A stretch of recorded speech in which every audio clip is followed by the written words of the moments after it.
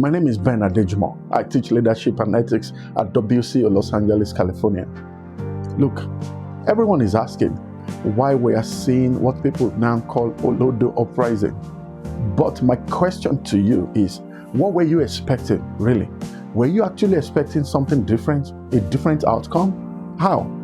I have seen students that went for mathematics competition and they rewarded the winner with 20,000 naira and textbooks and exercise books, all less than $100. But a beauty pageant winner will walk away with millions of naira, endorsement deals and all kinds of connections. They will even give her a car.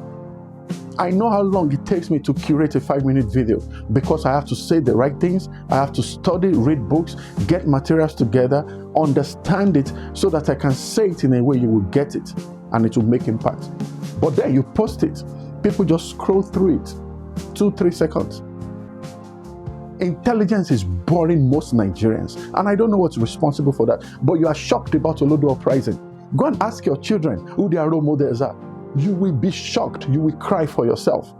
But let the topic be some type of gossip, a type of controversy, someone took another person's wife and all of that. Oh, you will see hundreds of thousands of views in few hours. And this is where the leadership perspective comes in. When you keep paying entertainment far more than knowledge, it should not be surprised. It shouldn't be so. There has to be a system.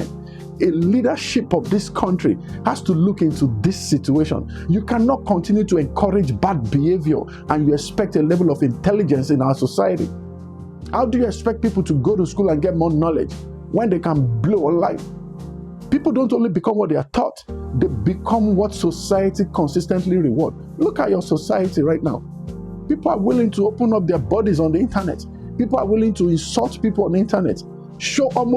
Leave nothing to your imagination. They leave the sensitive part of their body online. And I'm not saying anything is wrong with entertainment, with comedy.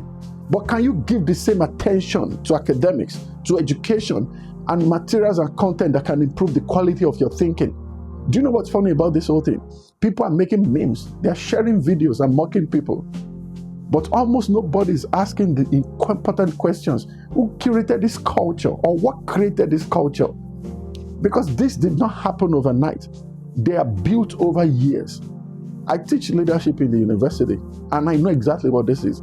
This Olodo Uprising is not an education problem. It is a leadership problem. Leadership is not only about precedent. It determines what a family celebrates. What channels are you watching in your home? What is the school rewarding? What is the company promoting? What does the nation admire? Every society will produce more of what it consistently rewards. Think about what I'm saying right now. Imagine two teenagers. One spent 6 months preparing for mathematics competition. Another one spent the last 3 weeks building an entertainment career. Which one will receive greater public recognition? Your guess is as good as mine. Who will get the sponsorship deals? Who will trend on social media? Which one gets invited to TV shows? This is not an attack on entertainment. Don't get it twisted. Entertainment has its own values. It creates jobs, inspires people, brings joy, and I understand that 100%. But the problem begins when entertainment becomes primary measure of success and knowledge quietly moves to the background. Just go and look at our TV programs. How many primetime shows celebrate scientific discoveries? I don't know, maybe a few. How many celebrate innovation? How many make intellectual achievements exciting? Now compare that with your reality shows, celebrity gossip, relationship drama, and endless entertainment programs. Again, entertainment is not the problem. Imbalance is. Now think about social media. Someone spends 3 hours producing educational content. People comment, they will say it's too long. Get to the point, don't waste my data. I'll watch it later, and they will never come back to it. But someone posts a 15-minute controversy.